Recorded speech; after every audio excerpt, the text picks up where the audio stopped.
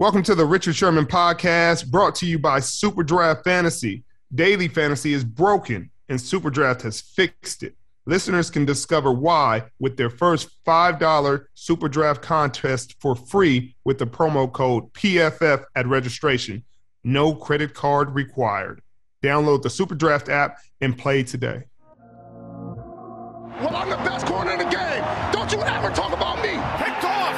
It is Richard Sherman. It's picked off by Sherman. Now, buckle up. Here he goes. And it is intercepted by Richard Sherman. Broken up. Picked off. This game is over. Welcome to the Richard Sherman podcast. I'm here again with my guy, Mitch Eisenstein. This week, we'll have a special guest, Austin Ekeler. It's going to be wonderful. We're going to have a great time. But, Mitchell, what you got? Well, you know what, man? Austin Ekeler, these guys that overcome the odds a lot. You know, smaller guy, workout warrior. A lot of people in fantasy football championship games this past weekend, and he's a guy that always seems to overachieve for the fantasy football fanatics out there. But Richard, I want to talk about real football right now. You know, at the end of this season, let's kind of do some evaluation of a lot of the rookies out there. It seems like there's a ton of studs that have entered the league from this past draft. I got one hot topic question for you. If the NFL draft were to be redone right now, would the Jacksonville Jaguars still be selecting Trevor Lawrence at 1? That's a great question. I don't know. You'd have to ask them. I mean, he hasn't had the greatest season, but he hasn't had the greatest support staff. I'm sure if Trevor Lawrence had a choice, he would not want to be picked by the Jacksonville Jaguars first. Fair enough. You know, but I don't know who they would have went with. You know, I mean, they're obviously each quarterback has had their ups and downs. You know, Justin Fields has had some really good games. He's had some really down games. You could say Trey Lance has had the best second game of all of them. You know, it seemed like Kyle Shanahan drew up a very good game plan. Mac Jones was in the running for Rookie of the Year for a long time. You know, who knows? But I don't think even now that people would say that they'd say his ceiling is much different than everybody else's. If you were to put Mac Jones in Jacksonville, would he have had the success he has? Right now, I don't know. You know, I don't know if you see that. If you put Trevor Lawrence in New England, you know, does he have the kind of success that Mac Jones is having? I don't know. You know, the experts would say he has more talent, you know, but Mac Jones is actually getting the job done. So you give the guy with the production, not the guy with the potential.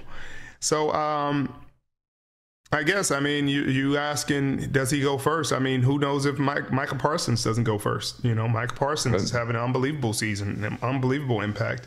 But they did take Josh Allen last year. So I don't know. And I know it's unconventional to go wide receiver at number 1, but what Jamar Chase has done in his rookie year, one can make a case for him as well. I mean, Cincinnati has just had a remarkable turnaround. What are your thoughts on that team? Oh, it's been unbelievable. I mean, everybody has talked about they needed to protect Joe Burrow and they needed to take an offensive lineman, and they didn't. You know, they went Joe Burrow, and then they gave Joe Burrow a weapon. And it's worked out freaking unbelievably. The guy's had a few 200-yard games, which is unbelievable as a rookie. He's done it against some really good corners, too. He would definitely have a shot at being the number 1 pick, but with nobody throwing the ball in Jacksonville, I don't know if they would have picked him. But you got to think, man, that national championship that LSU went to with you know, him, Justin Jefferson, Jamar Chase, and Burrow. I mean, good night. I mean, how are you going to beat that team? I mean, there's a reason they won the title. That is for darn sure. And the fact that they just kind of seemingly came out of nowhere too is surprising. It kind of, I don't know what the NFL scouts and all these draft experts were doing in the preseason, but they certainly slept on the LSU Tigers, man. Holy smokes. No question. That's, you know, that goes back to the old story of experts. You know, everybody's just guessing. I mean, but I mean, you going 5th round makes a ton of sense, you know, in the grand scheme of things. It's one of the most obvious things in NFL history. I mean, Tom Brady going 6th. I mean, it's obvious they knew what they were doing that year. They were like, this guy, he doesn't have it. There's no way. No way. But Yeah, I think it's going to be, I mean, LSU has put out some of the best receivers in the National Football League. Everybody's talked about Alabama and the receivers they've put out, which they have put out some really talented guys. You talk about this year alone, I think they had, 2 first-rounders, 3 first-rounders? But you just talk about production, overall production of Justin Jefferson and Jamar Chase is unbelievable. Richard, you're talking about, a QB wide receiver combo and Burrow and Chase.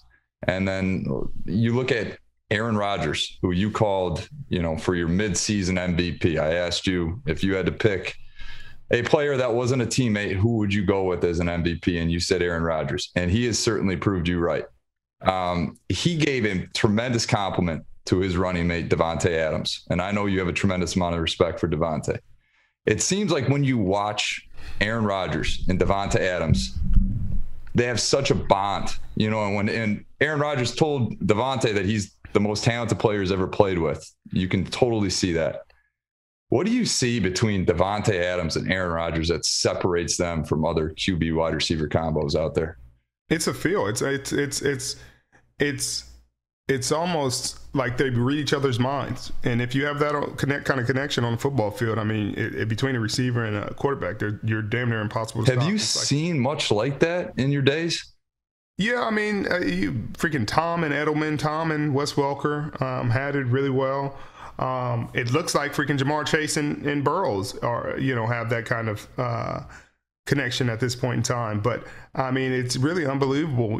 That's why it's interesting, because you talk about Green Bay and their fan base, who's supposed to be some of the most faithful fans, and like, oh man, but they were if you go back 7-8 months about how they were talking about Aaron Rodgers, 6 months, right, how they were talking about Aaron Rodgers, and like, oh, just get him out of here, we'll take, we're ready to move on from him, and he's just a headache. And then he's this is coming off an MVP season. I don't give a dang what he's doing in off season. I don't give a dang if he's surfing on Jeopardy or whatever. This man has brought y'all an MVP season, 4 MVPs, and you guys are, you know what I mean? Like, he played good football his whole career. He's always had them in the mix. I think he's been to 4 NFC titles, been to a Super Bowl, won one.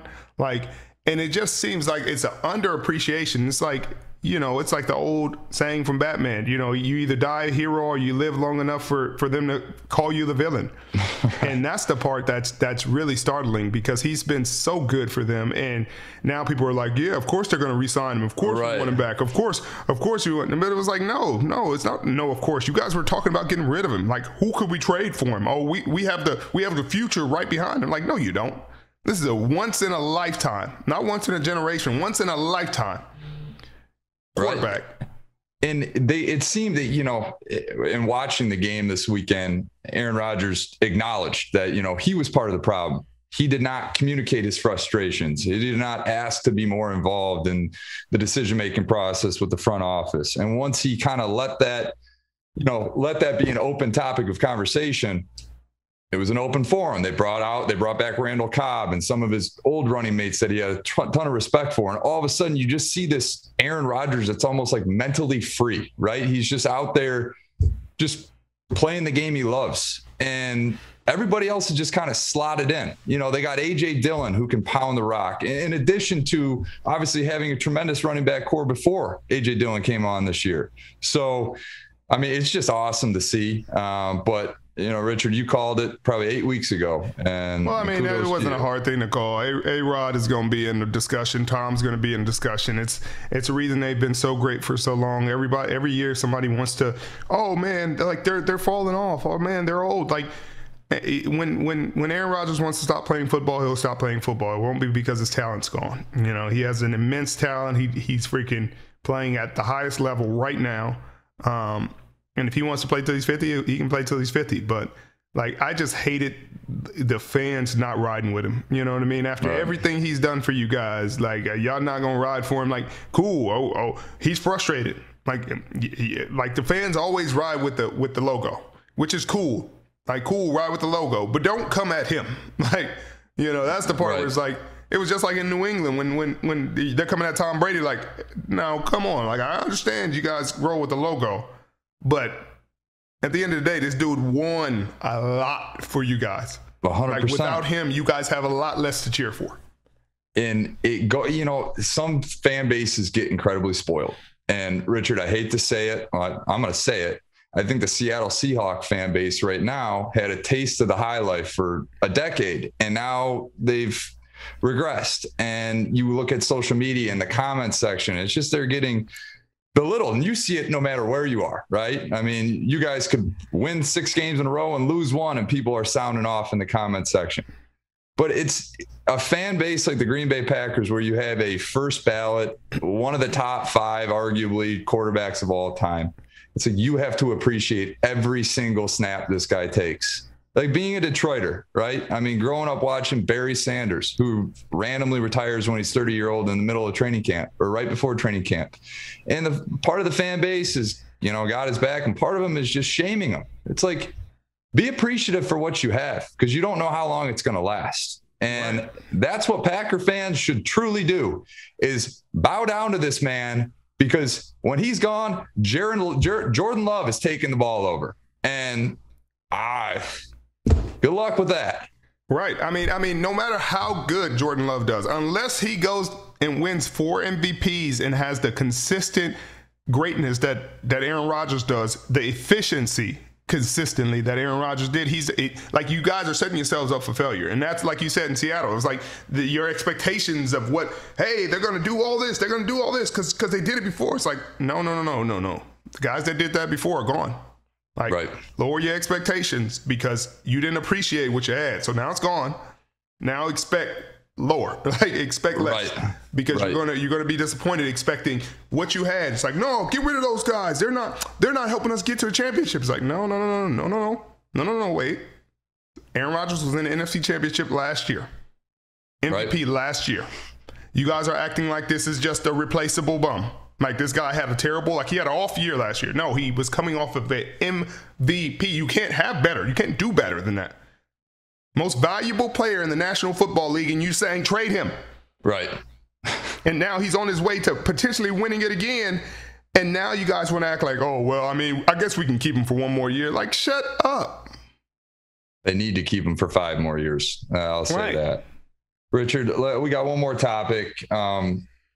Before we bring on Austin Ekeler, we've got a huge game in the college football ranks. The college football championship featuring 2 SEC teams. And we talked about it all year. It's time for the Big Ten or a non-Power 5 team. Get somebody else in there other than the SEC. And then it was frustrating how they did it, because there's no reason that Cincinnati should have been 4 and Bama should have been 1. And, like, at the end of the day, it should have been Georgia 3, if anything. Well, they were 3, yeah. Or Georgia 4 and Cincy 3. They were undefeated. But they didn't want Georgia and Alabama playing the national championship in the semifinal, and the winner. Like, it's just unbelievable. It's just unnecessary. Like, nobody. I mean, who do you like? I mean, this is a rematch game. It's gonna be Bama blowing them out again, and it's just so predictable. It's not even gonna be close. It's just Vegas has got a 2.5, 3-point line. Vegas is not even thinking. Like, okay. Vegas, shut up. Like, it's not even. They're just stealing people's money at this point. So Bama, can I get a final score prediction? I would guess, I mean, if they get bored, I guess 35 to some teenage number, 17, something like that. I'm going to call a thriller. I'm going to say OT, this new triple OT, go for 2-point thing. I can't stand it, but I'm going to say a triple OT thriller. I'm going to say Georgia pulls it off, wins by 2, 36-34. I don't know how those numbers are going to get there, but that's my prediction. Please, PFF, stave that so that when this hits, we've got that. Right. Have that form and have mine when it's just another freaking Bama blowout. And it's like, how do you fix college football? It's like, well, you put other teams in it and pray that somebody randomly knocks them off. Right. Or you put them, you put the opponent in front of them early that they're supposed to be in front of them early, and maybe they could have got them in the semi, and they're like, whoa, they just played them in an SEC championship. Well, I don't care. Like, right. If those are the 2 teams that are supposed to meet again, it's like they were like, man, well, we can't play them again, so let's just put the rankings so they don't play again in the first round. Right. Like, Well, we need you on the college football playoff committee. That's what I've determined. So right, no question. That'll be the next. I'll start pushing that. I'll start pushing that envelope for you. Right. Well, Richard, it's been a pleasure as always. We've got a tremendous guest jumping in here next, and Austin Ekeler. I'll let you sign it off.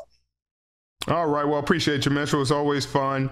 It's going to be a great one with Austin. We're going to talk about, pound for pound and all that good stuff. Appreciate you being on, Mitchell, as always. Hey, it's the Richard Sherman podcast. This week we have an awesome guest. Austin, appreciate you joining us. It's an enormous pleasure. Obviously, we had our battles in the FCFL. We're not going to talk about that until later, but appreciate you coming on. Yeah, absolutely, man. Thanks for having me on. Looking forward to it. Looking forward to chatting it up. Yeah, man. So tell me about it. The season's been, kind of up and down for you guys, but you got a huge game Sunday. How you feeling? Yeah, man. Sheesh. The season, it feels like it's any other season, right? There's always ups and downs. You're always trying to, be better than you were the week before. But that's not how the NFL works, as you know. Like, you got to show up every single week, and every week has a life of its own. And for us, we've had some inconsistencies, which is, the downfall of an NFL team. If you're inconsistent, you're going to get beat. And so we've been trying to get on track. We have weeks where man, we look really good, and then the opposite. So we're in a situation now coming to the end of the season where we have a chance to get into the playoffs, and it's a big game versus the Raiders, and body's feeling good. So that's all I can really ask for as a competitor. Right. Well, they call you pound for pound, so I would expect your body to be feeling good. How's your workout routine during the season? Usually guys, at least myself, I play corner. I'm not toting the rock. So, I keep it pretty light during the season. Man, I think like lifting honestly is one of the reasons I'm even in the league, just because I started lifting like religiously as a young guy. I was really young, I don't even know, but it became a part of me, and it became a part of just like my everyday routine. I'd always be at the gym, even during football season, just always in the gym, like high school, college, off season. And it just made me so strong and compact. And now I think I'm able to keep my balance and really stay durable, really keeps me on the field. But yeah, my workout routine during the season, I'm still in there 4 days a week. Just because I feel I go Monday, Tuesday, and then take Wednesday off, and then go Thursday, Friday. But if I don't, man, I just feel like I'm getting soft. I'm like, man, my muscles are feeling some type of way. Like, I got to get back in there. I almost have withdrawals, Right. You like it. I love it. Corners is never, I don't know how many corners y'all got in your team that are from Warriors, but 0. Right. 0. Right. Hey, we in there because we gotta be. You gotta keep it tight, keep the shoulders good. Yeah, I feel you. It's just different mindset. It's different body types work too. We all have our own strengths. Like, I'm a little smaller frame, so I gotta have a really strong lower body. I'm only 5'8", right? So I gotta have something that's my lower body balance and power that keeps me going. Right, and you've done a great job. There's no doubt about that. So everybody, at least a lot of guys that I deal with, hate fantasy football, but you don't seem to hate it as much as everybody else. Why is that? What made you embrace fantasy football? Because everybody's like, man, 1 week, it's like, man, I got to produce. And it's like, Hey, I had an off game because my hamstring is torn up, and y'all are talking to me like, man, I killed your family. No, for real. There's definitely a bipolar crowd when it comes to fantasy football, but I think the real value for me wasn't actually like whether I'm doing well for people, and their teams. I think there's some similarities to, even you and your podcast right here, like creating some type of content and transitioning into a different community and getting into different space, right? Like, I'm not religiously like, oh, it's fantasy football, let me see who I'm going to pick up, waiver wire, stuff like that. But I am into connecting with these people that are supporting me, right? There's a whole community, massive community around fantasy football. And yeah, there's definitely toxic people just like in any community. But there's a lot of the other people that are really supportive, that are, critical, that are actually intelligent with what they're trying to say to you. And I appreciate that. Like, I appreciate that, like, intelligent criticism. Like, hey man, if you would have ran, whatever, this play a little bit different, then you'd have scored me more fantasy points. I'm like, I invite that. But I actually started a fantasy show so I could give back to the community, because I was getting so much support and the community is so strong. I just wanted to give myself and basically tell them thank you. And I did that by doing giveaways and actually being involved in it.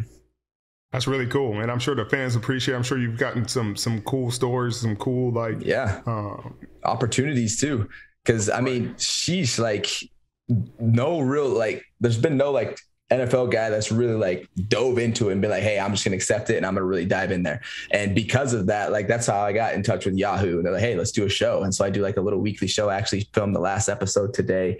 And I started my own 2 leagues through my foundation. So it was all for charity. And just got some cool relationships that have been made, and just being in that type of environment, you know, when you're competing against other people, it's honestly like the NFL season, because like my teams were all terrible, but there was like ups and downs. We're talking crap. It was more about the journey, right? It was about the journey, not necessarily that I'm not in the championship. So man, it's a fun time. I'm looking forward to next year. It's all about the process. It really is. It really is. It's a fun journey. That's why I think people like it. You have a chance every week, you know, you can pick up guys, cut guys. You guys can do better this week. Let's talk about your outside of the football. I guess they're still inside of football, but just not outside of the National Football League, the FCFL. You know, how'd you get into that? And how have you enjoyed it so far? Man, the FCF, man, it's been wild because for those of you who don't know, it's Fan Control Football.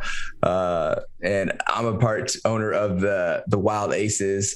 Who are you with? Are you the Glacier Boys? Yeah, the Glacier Boys, right. The Glacier Boys. So yeah, I was on Twitch, which that's where it's broadcast, and you can call the plays from like your chat and stuff like that. It's very interactive. And so I was all about community when I was on Twitch. I was doing like motivational talks. I was talking to people about situations, playing games, doing giveaways, all this engagement, and obviously playing the league at the same time. And so they reached out to me. They're like, man, like you're already in our space. You play football. Like, would you be interested in this? And it's first of all, I was like, what the heck are they trying to do? Like fans call plays and then actual people go out and run them. Like that sounds like a dream. Right. And, you know, we came together and, you know, ended up investing in it and actually like getting into it. Got my community. They're excited about the new opportunity to come together. And that's really what sold it for me, is that my community is like, yeah, that sounds awesome. Let's do it. And so I was like, yeah, okay, I'm in. And then ended up winning the championship, you know, holding it down for the first one. Man, that was nonsense, man. We had that. The refs, you know. The refs. Well, it's actually weird because there's all these weird rules. It's like you can get a progressive 5th down, and then like the onside kicks really weird. Yeah, so it's actually really we were in one game where they were like extra down, and we were like, well, that was the 5th down. Like I know you're not about to give them another down. Like I know you. Like there got to be a limit on how many you can use during one drive. Or something. Who's paying these guys? Right. No, but they're having another season this spring, 2022. They're expanding, 8 teams now. How you feeling about that? I mean, bigger league. Seems like last year was fantastic. Got a lot of attention. Yeah, I was actually at a tryout out here in LA, and you're talking to some of the guys and some of the ownership, and they're like, "Man, like we're really taking off now." I'm like, "That's what I like to hear. A little bit more competition, doubling the leagues, a few more games." I think it's just really cool. It's kind of like a theme for me, but it's giving people opportunities, right? It's giving people opportunities to play, because I'm at the tryout and people are like, hey man, like, you know how it is, like they're trying to get an opportunity to get into the league. I'm like, bro, this is perfect for you. Like any type of film that you can get in any competitive atmosphere is giving you a chance, right? You know, because even especially when the National Football League isn't going on, like all eyes are on you. There was freaking highlights on ESPN almost every week. Yeah, this is an opportunity. Like, take advantage, because you might not get another opportunity like this. You better be thankful that you're getting this. They're like, man, I'm trying to work. I know. I'm like, I get it. I get you're trying to work the NFL, but use this right now. Take advantage of this opportunity first, and that will lead to more down the road. Right. Yeah. No, that's totally true. And I'm sure those guys are grateful for your advice. You know, it's always cool to have that voice. You know, so it was probably cool to have you show up at the trials. I wish I could have got to one. But I'm all the way out here in Tampa where, you know, COVID COVID is crazy. It's running rampant. Right. It's running crazy. It's running out here too, man. We just had like 10 guys with COVID 2 weeks ago. I was on the list. I couldn't even play. It's probably because I went to the tryout. Right. You're like, damn, this never mind.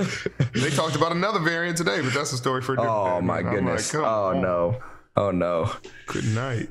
But so that's the FCFL. That's one of your investments, and we were talking about the esports community And so are you a Call of Duty guy, NF Madden guy? Right. Bro, see, people get this conception about me that, Ekeler's a big gamer, but no, Ekeler's not a big gamer. Ekeler cares about his community, right? And I have a lot of people, like I would play video games every once in a while and people are like, hey, look, I play too. And so let's play, So I started a community around it. It's not like I'm a pro at any of these games that I'm playing. It was all for the engagement, all to really make that connection, because I came from such a small town in my journey. Like I was undrafted, like went through that route and had to chip my way up. And now I'm finally in a starting role. And I'm just so thankful for the people that have supported me along the way. And a lot of them, especially out here in LA in this community, that continue to just support me.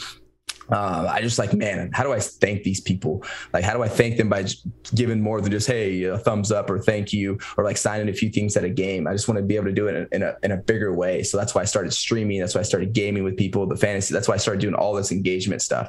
And that's where I was, playing a lot of video games and started, Gridiron Gaming Group, went down that path just to engage and connect with people.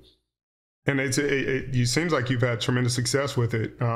What's the most like fun experience you've had with the fan? Like playing a game? Was it playing a game, or was it meeting them in person, or was it through the fantasy football? Yeah, there's so many great moments from my streams, just because after like 6-7 months, you actually get to know some of the personalities in your chat. And so you're joking around with people, people a little bit more. I used to do all these giveaways. And Jack, he was one of my moderators. I would do this like marble race. It was like the super interactive, like you type your name in the chat and it'd put you on the screen as a marble, and you'd go down the track, and whoever won would actually get the prize. And so we do a lot of different things like that. And one of my mods, Jack, he would always win the practice round, and just like different things just to engage with the community. There's not like one real highlight that stands out, but it was just like the highlight of just engaging and having so much fun and talking crap and like just being in the moment and just being with people. And people are like, oh man, like we can't wait to your next stream. And I'm like learning people. I've actually met some people from my stream, and actually one lives like a mile away from me, and he's working on another project that I'm doing for engagement with my app that I'm building. Yeah. So It's crazy how it all came together. Yeah. It comes full circle. That's pretty cool, man. That people don't understand how that online community can be that way, because we're really people. I think once people get past the whole facade of all the nonsense and they realize we're people, then it's easier for us to connect with them. It's easier for us to have conversations and be ourselves and let them be themselves. And I've had a lot of fun in the Twitch community too. I was streaming on Mixer at first, and then Mixer went left, and then Twitch. Twitch and YouTube, man, those are the ones that seems like they're here to stay. They're definitely here to stay. And then Facebook has some weird thing, but I don't get involved in that. I think that's great. I think that's great about even this podcast too. It brings kind of like you said, the facade, because people only see us on TV, so they think we're like this on this pedestal. It's like, no, we're normal humans. Like we're just human, right? We're a human, and we have a job that's you may see as cool or not, but a lot of people, enjoy watching us. So they're like, this person must be so glorious. It's like, you get to know me. I'm pretty chill, down to earth guy. Pretty regular, jugular guys. Right. You might even think I'm boring. Who knows? Right. I might not be as cool. You might want to just see me on the field, because I may not be as cool as you thought I was. Facts. That's pretty cool though, man. So throughout your journey, like you said, you're a small town kid, undrafted route, and you earned everything you've gotten. Like, what do you think was the best bit of like advice, or the most supportive person throughout your journey? Was it your mom? Was it one of your coaches? Because we all hit a fork in the road at some point on our journey where it's like, hey, either I'm going to success, or if I would have went down here, it would have been over with. Yeah. Man, I think that I did come to a fork in the road. I did. And it was actually after my senior year of college. After my senior year, I was talking to my head coach, Jazz Baines, and he's like, man, you might have a shot to go play in the NFL. And I was like, I know, but I went to a school at 7,000 feet in Colorado. We're up in the mountains. There's snow on the ground all spring. Our spring ball is inside. Like we're literally up in the mountains, the ski slopes, 30 minutes away. And I was like, man, do I come back, or do I just go all in? And it was the best decision I ever made. But he convinced me. He's like, hey man, like I think you should just go train. And so that's all I did. I committed. I was like, you know what, I'm going to do it. So I actually dropped out of my last semester of college. and we just went and trained it trained everything as far as football, as far as all the, pro day stuff, and just really bought all into it. And then I made the team, obviously, and then went back and finished my degree the year later. But I think that was the best advice I got, was he kind of just pushed me, go all in. And literally that mindset has stayed with me the entire time in my career. Like, cause I came in, I know I was the underdog, right? I'm sixth string. There's only one running back that's on the field. So it's like, I got a lot of making up to do, and it's going to be a lot on special teams. And so I took everything so seriously. I told my family, I was like, you all don't contact me. I know you're excited for my opportunity. I got signed, but I need to focus on this and nothing else. And I went absolutely all in. I was talking to coaches. I was in the meeting rooms. I was up after practice. I was just, everything that I could possibly do, I wanted to make sure I was doing it, because at the end of the day, I wanted to be like, hey, that was everything Austin Ekeler could do. I couldn't do anything else. And at the end of the day, whether I made the team or not, I was going to be able to say there was nothing else I could have done. Right. And so that's what pushed me. That's the hardest thing, I think, for young NFL players to realize, is that it's not always offense, defense. Like, and sometimes they do realize it, and they're like, man, I'm trying on special teams. It's like, you're trying, but like, you're not going to make the special teams at practice. Like, you're not going to make any plays, and you're barely probably going to make any in the preseason. Like, having a relationship with the special teams coordinator is enormous. Like, being in there, like going over tape, like understanding his vision and what he's trying to do. Like, treat that the same way you would treat offense and defense. Like, you have to put that same energy and effort into it. And I think that's what guys kind of miss the boat. And they're like, man, I'm not getting opportunity on special teams. Like, I asked him, could I play? It's like, no, that's not enough. Like, asking him, can you play? Young guys don't understand that trust is huge in the NFL. You might be a lesser player than somebody, but a coach trusts that you know what you're doing, and you might play more because of that. Same thing with special teams. This guy, he might be, not as good or not as fast or whatever, but he knows what he's doing, and the coach sees that. And so he feels comfortable having him in the game, but he doesn't feel comfortable, or doesn't feel like you're ready yet. And that's going to affect you. And so you got to commit to learning and building those relationships. Right. And guys are like, oh, man, I don't want to politic. It's like, not politicking. It's getting your opportunity. It's doing everything, like you just said, everything in your power to give yourself the best chance to be put on this football field. And then you can get reps at running back. Then, hey, somebody slipped up, or this guy caught a break, and now all of a sudden I'm at running back because I was available that day. That's exactly what happened for me. I'm running down on punts, balling out on punt, right? And then, hey, Brandon Oliver, had tweaked his hamstring. Austin, you're getting an opportunity. Boom, got in there. I didn't go crazy. I wasn't balling out, but I did my job, and I made a few plays, and the coach built trust in me, and I slowly started just continue to build on that. Right. And it's not leaps and bounds, right? It's different for everyone with how you come in. Your first round pick, there's a little bit more expectation, but regardless of when you get there, it's just making progress. You just got to continue to build and build and build, because when you stay flat or you decline, you're done. No question. Dependability and availability are the best abilities in this. It's the biggest things you can have. Like, a coach 100%. needs to be able to say, hey, I know what I'm getting out of this guy. And by knowing what he's getting sound, like, consistent play every time. If you're not consistent and you're not dependable and you're not available, I don't care how talented you are, you're not going to be in this league long. Exactly, man. And I love talking about this too with younger guys, because I'm like, even the guys that come in that are undrafted, I talk to them every year. I'm like, even if you don't make the team, carrying that same mindset with you while you're here is going to translate to your life, and you're going to be able to do anything you want. Right. Anything you want. Because if you bring everything that you are capable to the table, all of your talents, all of your dedication, all of your effort or something, like, you are eventually going to excel in something, or at least continue to progress and find where you want to be. Right. Like, it might not be football, because guess what? It ends for all of us, and you can't sustain this career forever, but there's a career out there where you can find yourself and continue to build and find, a passion that you're actually excited about. Well, you guys have one of the most talented rosters in the National Football League. You got, talent up and down the defensive roster. You got Bosa, you got Derwin, Chris Harris Jr., you got young Asante Samuel, you got obviously Keenan and the boys. What do you think of Justin Herbert? I always liked him coming out of college, and he seems to be everything they thought he'd be. Yeah. Even before we get into that, I'll just say, we have a lot of talent, but it takes a lot more than talent to win games, right? Obviously, we can get into that later. But Herbert, man, this guy is a guy who just, like, cares so much. I love that. Like for me, like when you come in as a drafted guy, like I really just hope you're a good teammate, because if you're a good teammate, then it's so much easier to get along with you, so much easier to help you out. Especially like my running backs coming in the room, just like, please be a good person and not just be big headed and feel like, oh, this is all about you.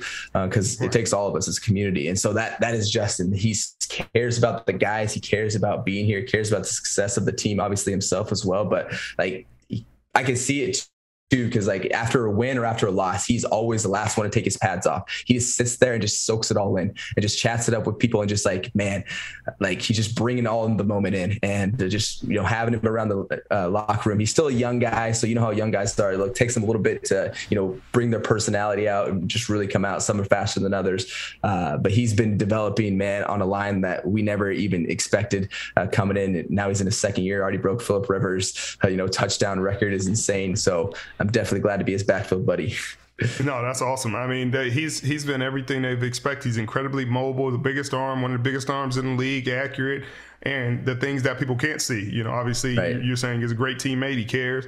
But like you said, it takes more than talent to win in this league. It takes care. It takes chemistry. It takes luck. It takes a lot of things. Sacrifice. You know, I think sacrifice is one of the biggest things that it takes, and guys don't understand that. Like, to win, you got to care about the guy next to you and his success almost as much or more than yours. Because if you care, then you won't shortchange him. You won't cheat him. I won't make a selfish play because I want it for him too. So it's like, hey, I'm going to make the right play every time, because I know, hey, I want to feed this dude's family too. I know it's bigger than me, but there are plays in games where you could be like, I can easily just be selfish right here, get mine and screw the team. Yeah. And the difference between championship teams and teams that don't win championships is that sacrifice. Really is, man. Like, you hit it square on the head. Literally, it's like you and Coach Staley just said the same thing that people say. This, like, Coach Staley, our head coach, was always like, we need you to play the way you need to play, not the way you want to play. And that might be different. It might not always be the same, but it's going to give the team the most success. You know, and there's many different examples of that. It's like a risk reward thing, you know, and so you get selfish players, they're going to take more risk. If they make those plays, great. It looks like a good play, but it's if they don't, that's when you hurt the team. Right. So yeah, 100% agree, man. It's like at your position. It's like, hey, you could have 30 carries for 150 yards and you guys lose the ball game, or you could be in the backfield taking on blocks and protecting the quarterback and you guys win the ball game. And it's like, if you're upset winning that way, then you're not the kind of teammate that we need to win a championship. Because, like, I have to be happy that whatever I did to win was enough. Like, hey, I did my part to win. My stats look like whatever. They look like a win. Looks like a W. Because if my stats look great and we take an L, then what kind of player am I? What kind of player am I to be like, man, I got mine today? Like, shit, I mean, it sucks we lost, but shit, that's on, you know, I mean, I did me. Yeah. And, you know, you've been there too. Like, well, I've been there anywhere. It's like, man, our team sucks. Like, no, it's different circumstances too. It's like when your team's rolling, all right, it's like, all right, like it puts a little bit of pressure on you. Like, we all play for a lot of different reasons. But being a part of a team that's having success, I think it just like brings it all full circle as far as like, oh, like we are a team. Because when you're on a team, I've been on a team where we won like 4 or 5 games, and even going back to college, man, it's just like, all right, like I got to play well. Like, I'm going to do my best. It might not even be enough, but man, yeah. So there's different perspectives, right? That's why I love the NFL, because it puts you in different life situations that can be translated to anything in life. And I think it just all in one, it encompasses everything. I think that's what's allowed me to help in some of my ventures off the field, because, you know, I'm sitting on a few boards. Enthusiast. I'm actually on the board for this e-gaming company. I'm on the board for this Oxia, this like concussion drug that's supposed to solve like kind of lower the effects of concussions. It's going to be big later on. Yeah. But my perspective, this decibel fund I'm on the board of, and it's like, at first I was like, man, why do you guys need me on the board? Like, you know, I'm a professional at football. You know, not to shortchange myself. You know, I went to Stanford. I have other skills to offer, but I'm not as polished in those spaces as I am in this space. And they were like, we want to understand your perspective on being a team, because it applies to companies. And how championship teams are made. Right. And it was really interesting because we got in those conversations and it really started to make sense because I'm talking to these CEOs and I'm like, hey, you have to treat the person at the bottom of the roster, the bottom of your company, with the same respect and appreciation as you do as yourself. As like, you can't sit there and talk down on anyone if you want that kind of production from them. If you want them to be valued and give you the same effort, you have to give them that kind of respect. And I think that was one of the things that gave us a chance to win a Super Bowl in Seattle, is because it started from day one. It started from top to bottom. So if you go in the locker room one day, you can tell who the highest paid player was versus the practice squad guy. You can Love that. You can tell if you walk in, you just be like, oh, okay, these guys like to have a good time. Right. And when that's the case, then everybody feels value. Everybody feels like, hey, my job is the most important job on the team, because it is. It is. Like, you running down on kickoff as the 5, you are just as important as quarterback, and we need you. We need you to make a play today. Because one person doesn't do their job, that's how it works. Yeah. No, well said. Well said, my man. Well, I appreciate you, brother. I don't want to take up too much of your time. I know you got things to do on your off day, but I appreciate you coming on. No, I appreciate you having me, man. Yeah, well, anytime you want me on, let's chat it up. Shoot, we can get specific now. We filled it out. That was just like, all right, let's top level. I'm down to dive into some topics, though. You're right. We're gonna dive deep next time. Let's go, man. Let's go. Yes, all right, brother. Appreciate you, man. Welcome to the Richard Sherman podcast, brought to you by SuperDraft Fantasy. If you're a real football fan, you know that daily fantasy is broken. SuperDraft has fixed it with their new game, Super 15. Listeners get their first $5 game for free, no deposit required, with the code PFF at registration. You know the game. Pick your best 5 players off the grid with $15 in salary and let it ride. It takes less than a minute. Watch me pick a new lineup every week and see if you can beat my score. Download the SuperDraft app and see if you can beat me to win cash prizes. Just use the code PFF at registration for your first $5 contest free. No credit card required to claim the offer. Offer only eligible for new accounts. Welcome back. You know what time it is, ladies and gentlemen. It's time for the SuperDraft Super 15 contest. Back at it again with my guy, Mitch Eisenstein. I don't want to talk about it. We thought we were having a goddamn good day. Joe Burrow's 6 touchdowns, I think it was. He was freaking going bananas. Balling. 6. He was going crazy. 446 yards, and then, of course, you have Jamar Chase. And Jamar Chase will go for 266 yards. We talked about it, though, Rich, because it's all about hedging your bet, right? I mean, and maybe it's unfair to you that I go second every time. Maybe I should start off and go first. I mean, you tell me. But you picked Joe Burrow, and I said, you know what? I'm gonna mitigate my risk here. I'm gonna go with Jamar Chase. In the event Burrow pops off, I got a good feeling he's gonna go to my boy Jamar Chase, and sure enough, he did, to the tune of like 59 points in standard PPR format. Remarkable. But it's a new week, and it's another opportunity for a win. So I'm going first. I'm going with Kyler Murray. He has a big game, needs to win against Seattle. We need big game out of him. Kyler Murray, $5 pick. I don't know because I don't know if Davante is going to play, but Alvin Kamara needs a big game. The Saints, they're in a do or die situation. You need your best players to play their best. I need you to play your best. Let's see. Mike Evans needs 54 yards. I'm going to go Mike Evans. He needs 54 yards to have the 8th consecutive 1,000-yard season. National Football League record, of course. The next person I'm going with is Rashad Penny. Rashad Penny is playing the Cardinals. Their rush defense isn't great. He's been really running the ball well, but every time I pick him, he decides to not run the ball as well, and I need that to stop. Braxton Berrios for my $1 pick. He's getting a lot of points. He's getting a lot of footballs. He's been featured in their offense. I saw it firsthand last week. Well, I like what you did there, Richard. You picked a lot of guys that have some things to play for, and I kind of had the same philosophy. I went $5 choice, Josh Allen. Not the Jacksonville Jaguar Josh Allen, but the Buffalo Bill Josh Allen. They got some stuff to play for. They got a division to win, and they're playing the Jets. So I think that he goes out there, balls out. You know, he's going to carry the team. $5, you're my choice.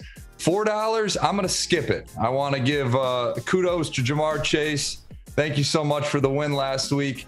But as we talked about last week, Richard, the odds of having back-to-back outstanding games, I don't like it. So I'm going to avoid the $4 slot, and I'm going to go down to $3, where we meet Ryan Tannehill and A.J. Brown. I'm going to take both of them. I'm going to take the receiver quarterback combo. Tennessee's got a ton to play for. Potential number 1 seed in the AFC, potentially getting Derrick Henry back for the playoff run. I expect Tannehill to carry the weight of the world on his shoulders and throw the ball to A.J. Brown about 100 times that game. And then the $2 pick, I'm going with the Sun God again. Amon-Ra St. Brown out of USC. Richard, he kind of reminds me a little bit of your former teammate Golden Tate.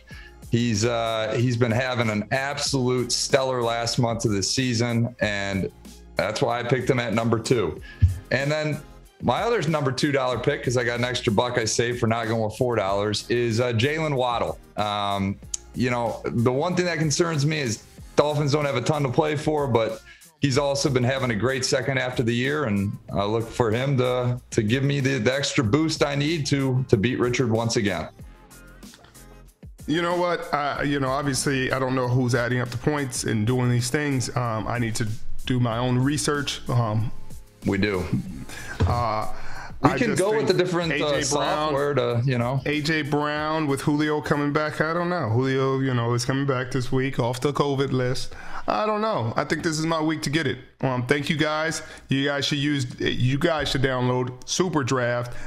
Play the Super 15 contest. If you haven't already signed up, use the promo code PFF. No strings attached, no credit card required to get your first $5 game for free. Join us. Good luck. I can't lose this week. I'm 3-8. You guys need to show up for me this week. Kyler Murray, come on now. All right. Do you want to pick an extra player or No, two? I'm not picking an extra player.